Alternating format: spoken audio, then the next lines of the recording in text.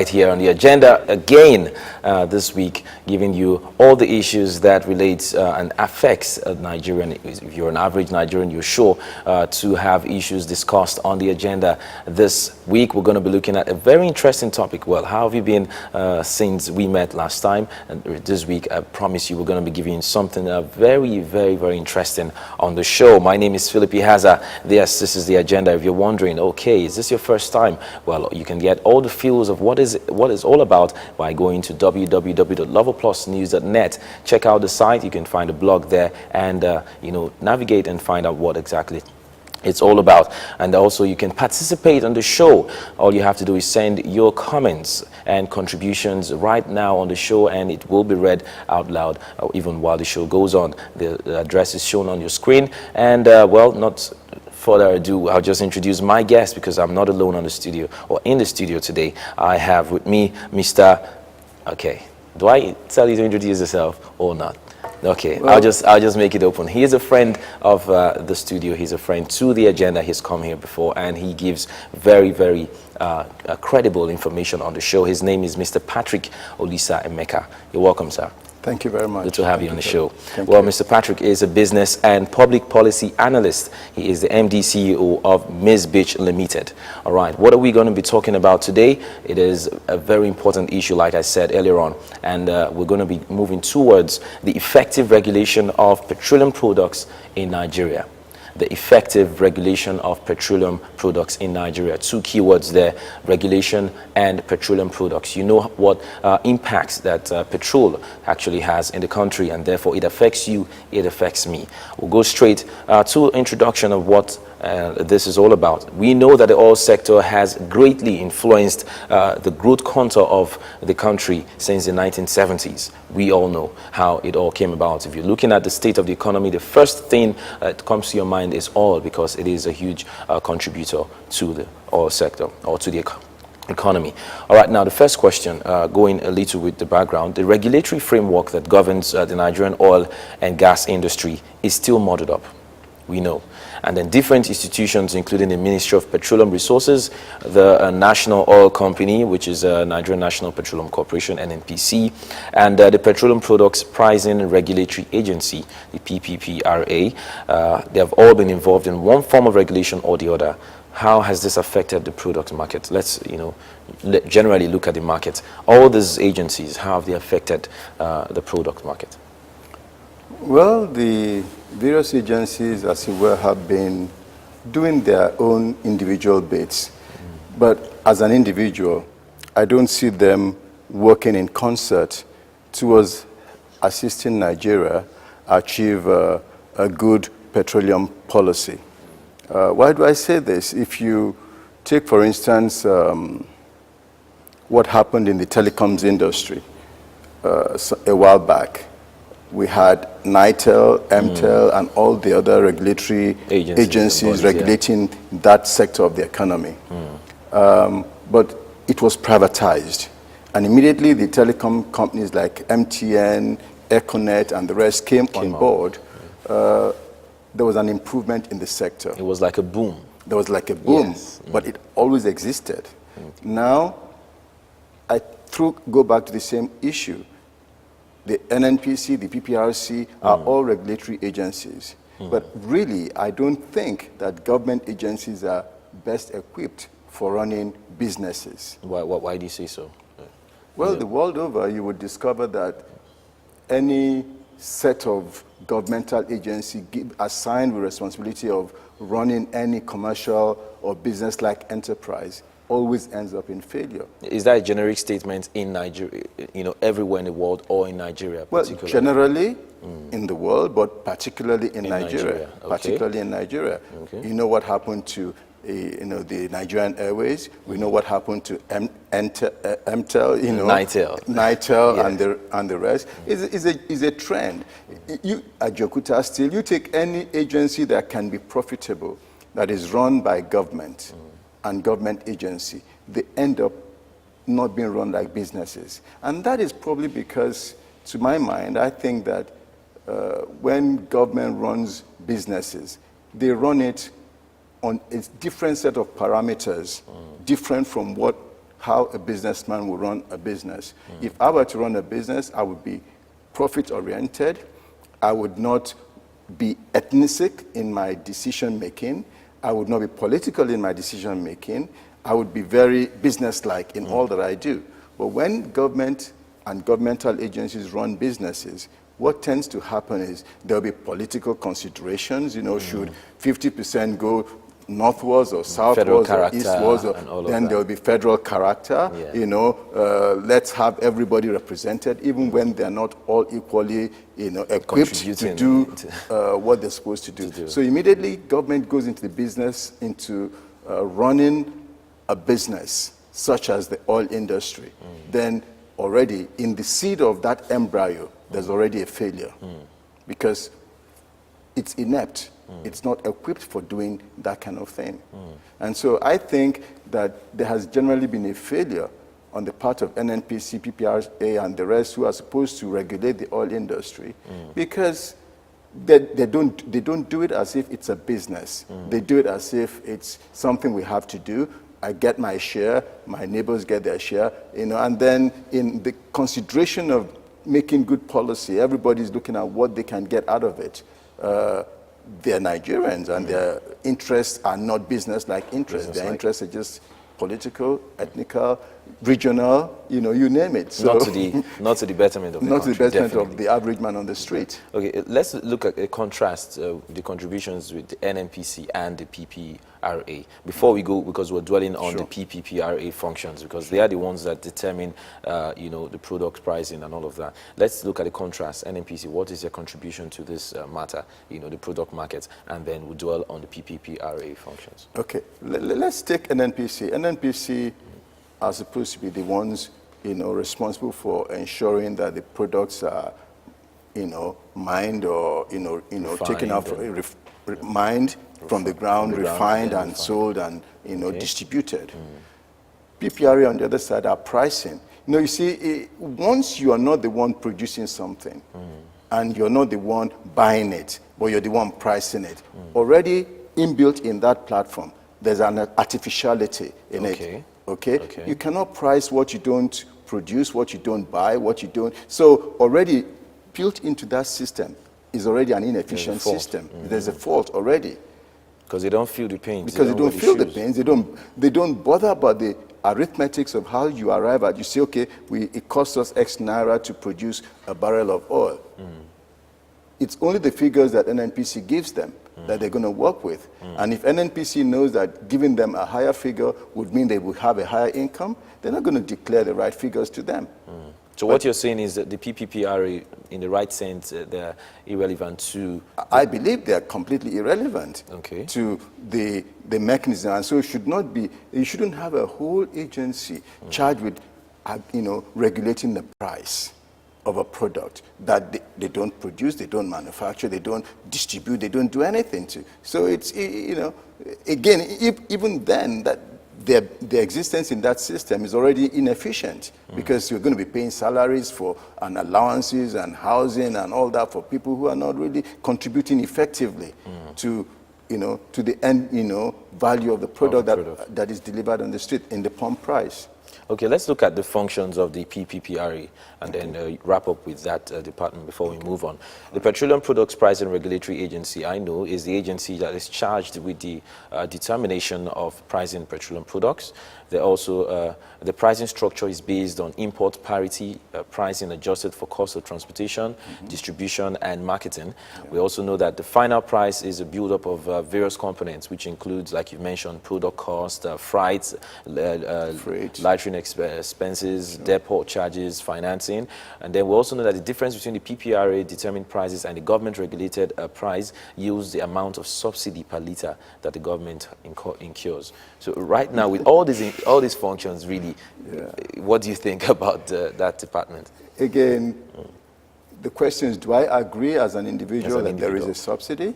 And an affected Nigerian too. Well, it does affect Nigerians, but I don't agree that government subsidizes petrol or petroleum in any way at all. You know, all the arguments that are used for the subsidy, you know, if you examine them critically, they fall on their heads because the price of petrol, if you compute it strictly based on how much it costs, how much it costs to transport it and refine it and bring it on board in Nigeria, okay, the price will be very different. If you compute it based on the value of the dollar, for instance, okay, how much is dollar today and how much was it last week? Then you can begin to say, okay, because dollar was this today and it was that last week, therefore it's gone up by 3 cents. Therefore, because you're maintaining your price at 97 naira per liter, therefore government has subsidized by this amount of money. That's the rationale. But it doesn't work like that. It doesn't work like that because, for instance, if the fuel comes in and it's not moored on the high sea for a week or two, it's not incurring demurrages. Okay, if it's not incurring demurrage, then so why? Then why? Is the need for you understand? here? So there's so many factors that go into the pricing of the product. And they're not fixed. They're not fixed. They're not fixed parameters. And so when people talk about subsidy is a language that I believe government wants to use to justify increasing the price of fuel. It's not really as if there's actually any subsidy. I mean, they've been removing this subsidy pricing for the past 15, 20 years, and we're still being told that we're being subsidized. So I don't buy that argument at all. Okay, before we go into fuel subsidy, we're still looking at petroleum distribution and the product market. Let's look at this angle. In line with the recommendations of the National Oil and Gas Policy, the current Department of Petroleum Resources, which is widely known as DPR, should be restructured into an autonomous regulatory agency, which is to be renamed as Nigerian Petroleum Inspectorate. Will this restructuring aid the regulatory environment? Do you think it will? Yes, it would, if it's not just a change of name. A change of name, you know, you can call it anything and then say, okay, we've restructured it and it's now a new body. If it's a serious restructuring, which means you're going to define what they're supposed to be doing, and then you're going to arm these people with the ability to perform. I'll give you an example. You walk into a gas station right now, and it says that the pump price is 97 naira per liter. Okay? And you buy your fuel at 97 naira per liter, and you drive away. You have no way of knowing whether you've actually paid 110 or whether you have paid 97. Why do I say this? I drive a vehicle. Sometime last year, I drove into a fuel station and I wanted to fill up my tank. I was almost empty when I drove in. The capacity of my fuel tank from the manufacturer says 75 liters. Okay. By the time they finished putting the fuel in my car, I was being charged for 85 liters. Including the reserve, everything? Including the reserve. It's supposed to be 75 liters. 75 liters. Well, you ended up paying for 85 liters. Wow. And I said to the attendant, no, I'm not going to pay this amount of money because this tank can only take 75 liters. You're sure the tank is not adjustable? I know it's not adjustable because it's not a plastic tank, it's a metal tank. Wow. Okay. And it's a new car. We've never had to take out the engine, I mean the tank. So it came the way it was manufactured and calibrated. So I said, no, I'm not going to pay this. And we had a long argument. What I'm trying to say, therefore, is that the fact that you see 97 naira per liter on the reading doesn't mean that the fuel is being dispensed at 97 naira per liter. There could be adjustments to the meter by the station operator, upwards or downwards, but usually downwards to make sure that they fleece you. More profit. Okay. Now, these are the areas that you expect the regulatory agencies to be more ardent at trying to regulate, make sure that the tanks or the fuel pumps actually dispense the right amount of fuel as per what it states there. But you see, there are many ways that Nigerians are being fleeced. Yeah? And if the agencies that are charged with this responsibility are not up and doing in discharging their responsibility, then you discover that you can talk about fuel subsidy from various angles. Now, I've given you one scenario. So they could say, yes, I'm being charged 97 naira per liter for the fuel that is going to my car. But effectively, because I'm not getting 75 liters into that car, I'm being told I'm paying 85 liters. The arithmetic has changed. So they have 10 liters to themselves. They have 10 liters to themselves. Wow. So you see, these are the arguments that make me believe that, you know what, it's not so much creating a new agency. It's actually getting these agencies to do the jobs that they've been established to perform. Okay. let them go out there and make sure that the pumps in all the filling stations are dispensing accurately. And you know that what happens, when our people have to go and do this, there's always the case that the station manager or the owner of the gas station is going to, as it were, see the people, the regulators, to motivate them to look the other way around. And so, actually, these are the human factor that exists. But that notwithstanding, I believe that the agencies can do their jobs without actually allowing the vagrancies of our economy or of our society to affect the performance of their job. Okay. All right, if you're just joining us, you're still watching The Agenda right here, and we're coming from you live from Lagos, Nigeria, LoveWorld Plus Studios. All right, we've been looking at the effective regulation of petroleum products in Nigeria. A very interesting topic, and I've been talking to Mr. Patrick. Mr. Patrick has given us a lot of revelations in this sector. All right, let's take a look at the next question. You can, don't forget, I was just reminded that you can be a part of this show by sending your comments, contributions, what you feel. You're definitely affected as a Nigerian. Wherever you are in this part of the world, you are affected by the prices. Even if it's a Naira increase in the price of fuel, you are definitely affected. So you need to send your comments and contributions. You might be surprised. Someone respected, they're supposed to listen to this, will pay attention to it. All right, let's go back to the topic of the day. The oil subsidy issue is still coming up strong in the petroleum sector. Do you think the partial removal of the subsidy regime, since we're already talking about fuel subsidy, has actually worked for the Nigerian government? Considering the fact that marketers have been agitating for the subsidy funds, which, if not paid, will hamper their importation of petroleum products. What is your reaction on this vexed issue? Well, you see, the marketers have an interest in receiving money, whether it's called subsidy money or whatever it is. They have an interest in getting that. Like I said earlier, I don't personally believe that there's any subsidy anywhere. Okay. And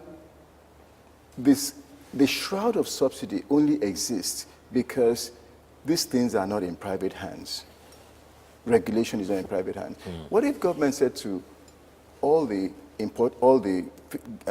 oil companies in Nigeria, to Shell, to Mobil, to Ajip or whatever you call them, Oando and everything. I say, okay, everybody, go buy your fuel, import your fuel, okay, sell it at your optimum price.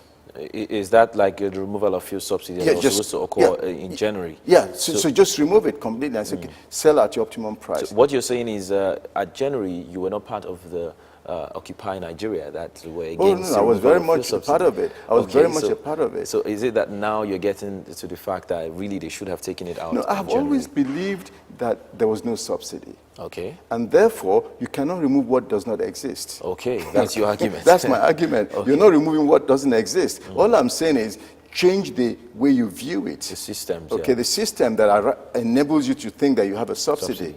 Okay, so you're not going to have any subsidy. Government is not going to pay a dime to anybody, but enable all the companies that are importing fuel to import their fuel, sell at your own price. Okay, so there's competition. And let competition determine if Oando or let me say a company A says I'm selling my fuel at 150 naira per liter, and company B says I'm selling at 130. Then leave the public, let the market forces determine it. At the end of the day, we may start off very high, which I believe, and then competition will begin to allow things to settle down, okay? And things will continue to settle down until we get to an optimum price that will equate supply and demand. Because right now in some parts of Nigeria, it is 150 per liter, exactly. which should have been around the price if the in quotes, subsidy was taken out. Yeah, because they're still inputting the subsidy effect, okay? So how come in some places like Lagos, maybe Abuja, it's 97? Because there's regulation and there's enforcement. Enforcement. Okay? In some areas, maybe outside those areas, the enforcement is not so steep, and so people take laws into their own hands and price differently. But I'm saying allow the market forces to determine the price of petroleum products that you pay at the pump price, which means if you have 5, gas stations near where you live, you look at the one that is selling at the best price, you drive in there, and you soon discover that everybody is driving into the most price-effective station. And what do you think the other people are going to do? They're going to adjust their pump prices, okay? so that they can compete. To get more customers. Get in more customers. And the more this happens, we will ultimately get to an equilibrium, a point at which people are buying, the petroleum product at a price that is not exorbitantly profitable, and at the same time, government is taken out of the whole headache of whether they are subsidizing or not subsidizing. Okay. We need to pause. We need to take a break. We have a reaction from Mazi Okechukwu Onwegwu. He actually gave us his views on this issue towards, the petroleum, products, petroleum distribution and deregulation and all of that. We talked to him. We need to find out what his view is on the effective regulation of petroleum products. Let's take a break now, and we'll join Mazi Okechukwu Onwegwu for his comments. Stay tuned. Honestly, it's sad for me to comment on it because this is all based on corruption. Corruption is a very difficult term to define, but what you see in the petroleum sector, in other sectors, even in the religious sector, is just corruption. Something you do, you know it is wrong, you keep doing it, and you know you are hurting some other people. So it's corruption is the problem. There's no other thing, because people have been so used to making big money for nothing, depending on rent collection from petroleum products. They think they want to continue to do it. And this is where people are now shouting, we cannot allow this to continue. That is why you see this happening. Some of the oil marketers who are genuine marketers are affected. And all of them are seen to be the same. It's a problem. Where some have been doing it and they want it to continue, and because it's not continuing, this is what you see playing out in the oil sector that we are all suffering for. It's just like the drug war in Colombia. And those people are trying to overthrow the government in Colombia, the drug cartels, because they are so very wealthy that they can finance anything with the money they make illegally. The same thing is happening here. It's most possible and it's likely or probable that some of the oil cartels are funding some of these things so that government will say, oh, all right, and we keep on paying subsidy we are not supposed to pay. This is basically what is happening. And like I said, it's all based on that indefinable word, corruption. Well, you heard it all for yourself, Mazi Okechukwu there. What could you say about his comments? Were you able to get any thing you could want to ponder upon? Yes, I agree with him 100%. Okay. In the sense that, without really having to elaborate on what he said, but basically everything is centered around dishonesty and corruption. There is no way, take for instance, the president came up and said to us they want to remove the subsidy. At that time, there was a lot of agitation. I wish a lot of Nigerians knew the numbers. They would have probably agreed with him that time in December and said, let's remove this subsidy so that everybody can go home and government is not paying money to anybody.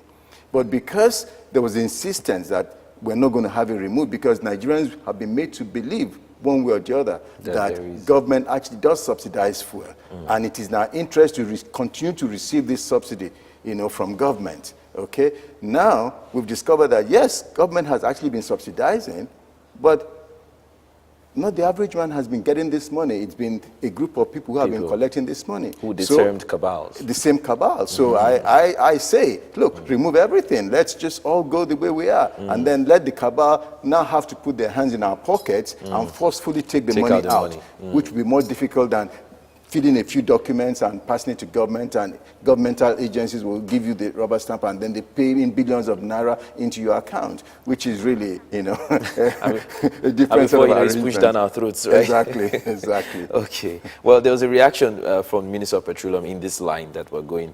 She blamed the pervasive corruption in the petroleum sector on fuel subsidy.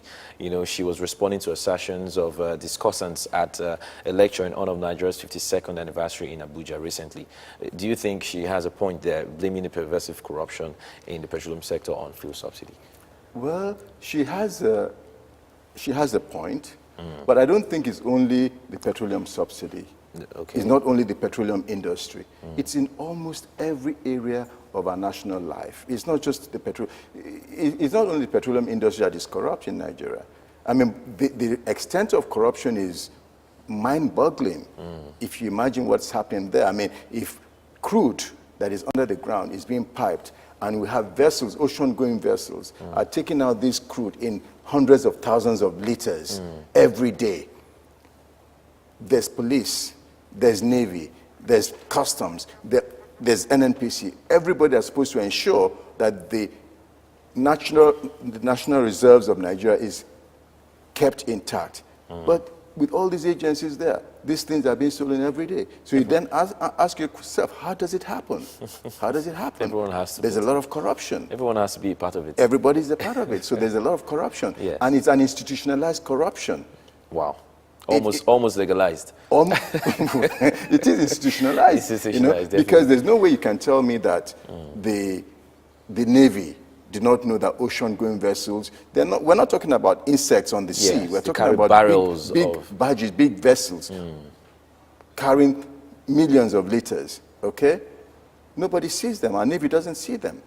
Wow. Our Air Force don't see them. Our Army don't know anything about it. The NNPC, who turns on the pipe for them and allows them to flush the thing into, nobody knows. And yet every single day we're told, every single day by government admission, that every single day thousands of liters are freighted away. Wow. And you say it's not institutionalized, and you say government doesn't know about it? I think from top to bottom, there's a lot that the average Nigerian on the street does not know about. Well, let's look at the rules now, because the whole process of regulation in the industry suffers from an absence of clarity of rules. Let's look at those institutions again, taking a look at NUPENG. NUPENG is also assuming its own powers with its constant threats of embarking on industrial strikes and actions when its demands are not met by the government. This also disrupts product supply, we know. Even with the signal that they are going to embark on a strike, before you know it, there's a shoot up in the prices of these products. What do you think? What do you say about this? Well, in every economy, workers have a right to form themselves into a union or into an association, okay? And it's a good thing that NUPENG exists, because it also serves as a checkmate on the excesses of management of the petroleum industry, okay? But having said that, they themselves are beginning to, as it were, overdo it. Okay. That's where I see they're beginning to overdo it. Overdo it in the sense that it's not everything that happens that because you don't have your way, you call a strike. It must be effective. It must be constructive. It must, at the end of the day, you must sit to yourself at the end of the day, am I just doing this because I want more money?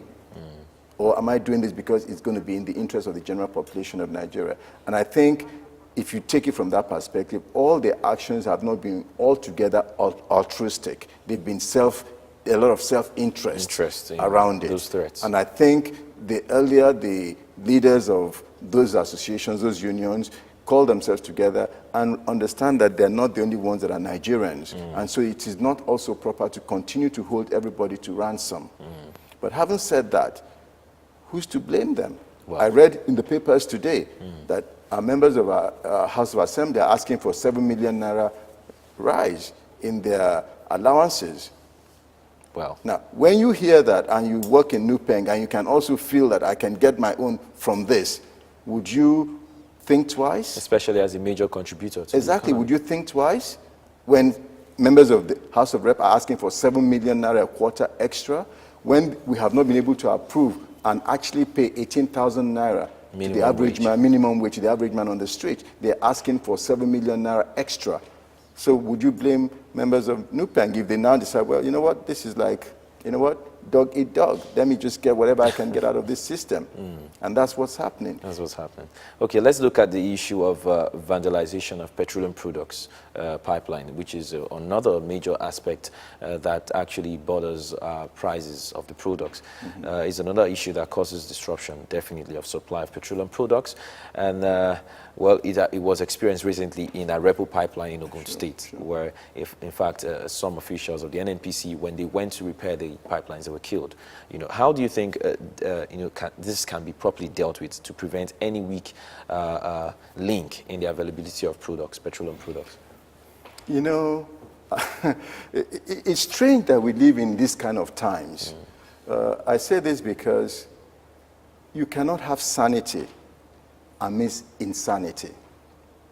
Okay? We want people not, I'm not advocating that it's right for people to vandalize pipelines, but sometimes people are pushed to the point when they don't have any other thing to do. Yeah. You have a lot of graduates who are unemployed, they don't have a job to do. Maybe some of them are married and have children and have families, and they are supposed to be responsible for them, and they don't have a job.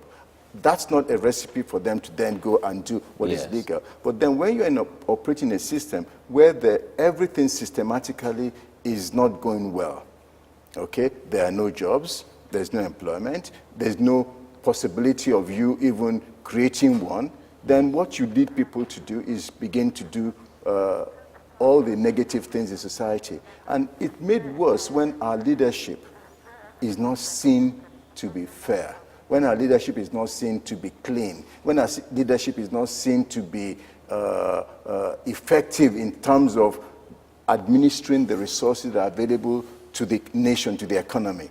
When it is too lopsided, then people begin to think and say, you know what, I know this is wrong, but you know, senators are getting this amount of money, this is getting this, NNPC, all subsidy thieves are not being, nothing is happening to anybody, and this there's is our no right. sanction. It's supposed to be for us. This is supposed to be everybody's own, and these guys are just taking their share. Why don't I go and take my share? It's wrong, but that's where it's leading us to, because he who must go to the court of equity must go with clean hands. If government wants people not to vandalize pipelines, not to do all those kind of things, then government must provide effective and transparent leadership.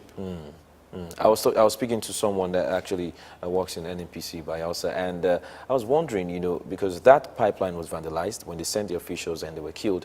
According to him, that affected the supply because at the end of the day, no official wanted to go and repair the pipeline. I was wondering, we have security agencies. Were they exposed? That's talking about the victims now of that attack. Were they exposed, you know, to just go and repair the pipelines, and they were overpowered, you know, by the forces of, you know, that were around that environment?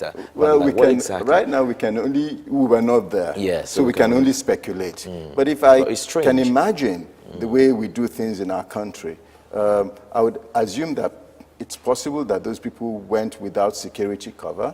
Okay, maybe they didn't go with military men and whatever, adequate security to ensure that they do their job. But really, in a society where everything is going wrong, even the security cover that they would have been given, maybe if they don't pay the right price, they would not get effective security cover. Or someone can chuck some part of the money. Exactly, and you know, pay for cheap security. And pay for cheap security. So I don't know what kind of security they had, if they had any, and if they didn't have any, why would you go to such a volatile place, you know, without being adequately prepared for the eventualities of what is going to happen?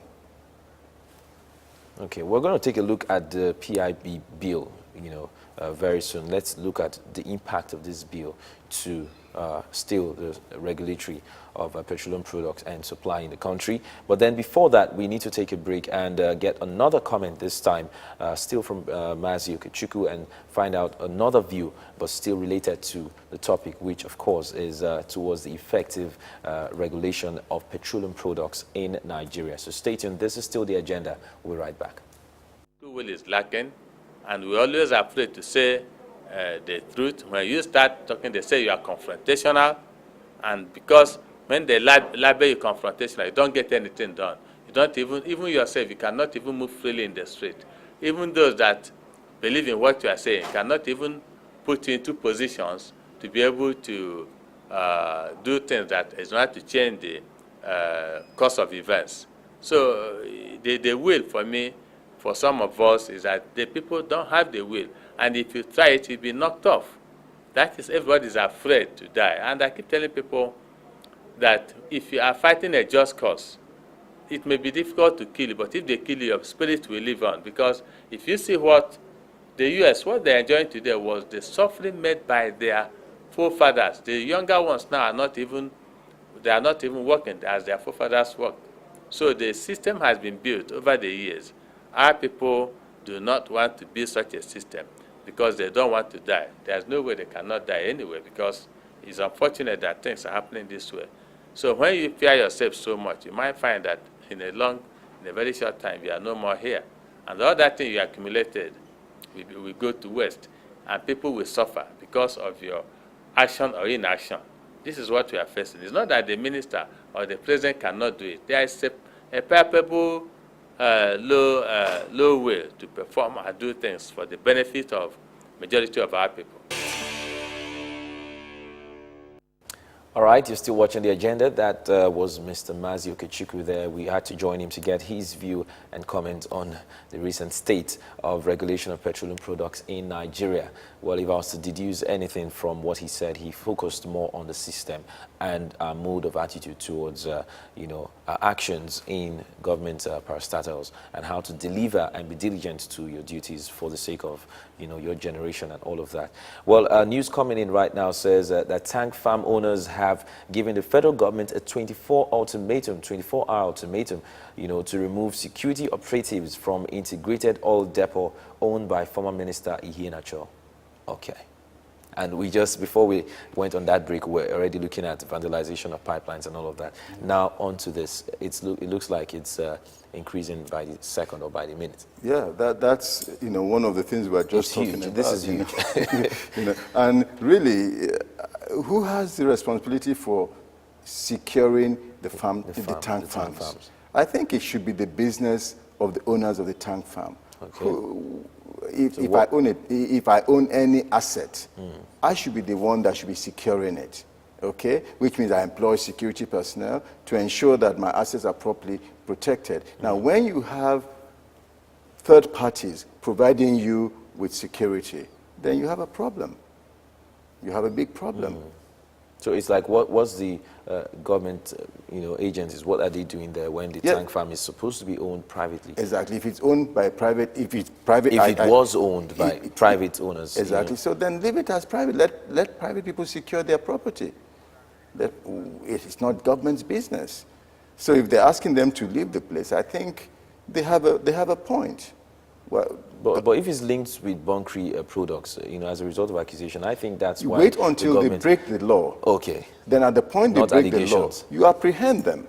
But there were bunkering activities going on according to the reports. Don't you think that's if there are bunkering activities, then you adduce evidence, and then based on the evidence, don't just close down the whole place.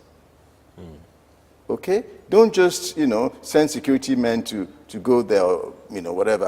I'm not fully appraised about that situation, but what I'm trying to say is that if they have broken the law, let them face the law. There are laws and there are provisions within our law to handle such things. Okay? The former minister, Iheanacho, was arrested and it doesn't matter who he is. Released now. It doesn't matter. It could be former minister, it could be former president.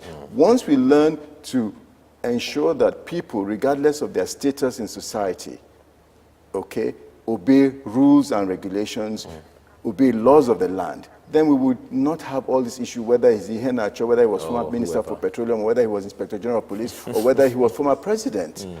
He's a human being. He's a Nigerian. He's operating in Nigeria. He must obey the laws of Nigeria. Simple. It is for our legal system, for our law enforcement, for us to ensure that sanctions, that when people cross that line, they are appropriately sanctioned. No matter who they are. Position, regardless of their position. It is because we are good at making laws, we are good at making proposals, we are good at, but we're never good at enforcing and sanctioning people that go wrong. We talked about all sorts of things for a long time. How many people have been effectively, charged or jailed? Nobody. All right, right now we're on PIB. Like I said, we're going to talk about that after the break. Let's look at the legislation, the PIB, which was drafted in December 2008. This is 2012, 4 years after. First of all, I think we should look at the bill to see one after the other what it provides. The first point now, it says it provides a legal and regulatory framework for the Nigerian petroleum industry.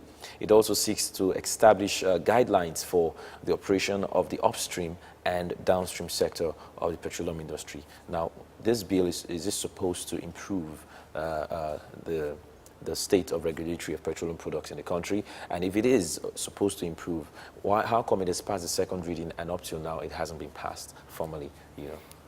Well, you and I know that it's supposed to be a good thing. Okay? Because it provides a legal framework and also the basis for regulation of all the activities in the industry.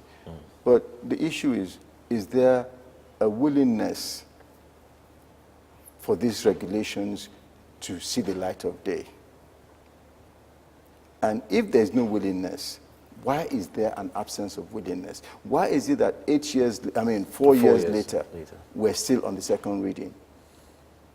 Because for the powers that be, they don't want those things to materialize. They don't want those regulations. They don't want those legal framework put there. They want everything to continue to remain in the haphazard manner that they have always remained, so that you can come and do your own and go away, and I come and do my own and go away, and Mr. X comes and does his own and goes away. If government has the will, if our legislators, okay, and the members of the House of Assembly, if they have the will and the interest of Nigerians at heart, we should not be at the second reading by now. When they want to, change their own salaries, they have a way of effecting them within a very short time. It comes to be. Yes. When they have a constituency agenda, and they have a way of threatening to impeach Mr. President if he doesn't, release capital. So, it's because there is no interest. I mean, people just go there for what they can get, and because they're all the major players in those areas anyway, they don't want it regulated. That's my understanding and my reading of it. Okay, I know that the bill also looks at, it provides for community development in the petroleum producing areas of the states and the federation generally. Yes. As long as there's an oil block somewhere or a company that is producing there, it's supposed to better the state of the community, develop them also through the implementation of specific projects which are aimed at ameliorating the negative impacts of petroleum activities. This is also supposed to be a plus by the bill. Yes. And what's your reaction to this? Well, you see, especially where we have we're not short of policies. Yes. We're not short of ideas in Nigeria. And I dare say that this bill is well intended and has very good, it's well intended. But the issue is it's not likely to see the light of day at the end of the day. Why? Because there are many contending forces that would want to kill this kind of activity. Okay? Does that include the companies that even produce in the country? Why Are they not? affected by the if you say, for instance, that the companies have to also invest in in the communities, and they're not really keen on investing in those communities, but rather taking away from those communities, they will play the political game. Okay? And they'll make it so difficult. They'll tell you that there's no enabling environment. It's so difficult to do this. They'll come up with 1,001 excuses why it cannot be done. But if there's a profit motive for them, that, if you invest 1 billion naira in that environment, government is going to give you back, maybe 1 billion plus. Or you see that all of them, or extra block, you see all of them will be ready to do it. To do something. So the issue is that, they are so heartless, and nobody considers the degradation that happens in all those oil-producing areas. It's a lot of degradation. In the waterfront, they cannot fish, they cannot do a lot of things because, the activities. Because of the activities. Where they're supposed to farm, they cannot farm because there's a degradation. And really, it is right and proper, and it's a provision that every, person that operates in such an area should put back something in that area, because what you're taking out is also adding to the degradation of that area. And so it's a very well-intended bill, but whether at the end of the day, 4 years on, maybe next 8 years from now, we'll probably still be talking about the good intention of this bill, because it's not likely to come to be. Because of the selfish interest. Because of the selfish interest of the powers that be. All right, very quickly, I think we've already come a long way on the show. Just give us your last contribution, since we're looking at the regulation of petroleum products in Nigeria. And right now, there's a lot of scarcity in several parts of the country. What do you think can be done immediately, to curb this proliferation of scarcity everywhere or in most parts of the country? Well, do I say increase supply? But if supply is not something you can increase overnight. Okay. Do I say go to the oil depots and force them to begin to release products? Or do I say Nupeng start, you know, it's multifarious. Okay. But really, at the end of the day, I think what we should be talking of as a nation is, do we want a good society?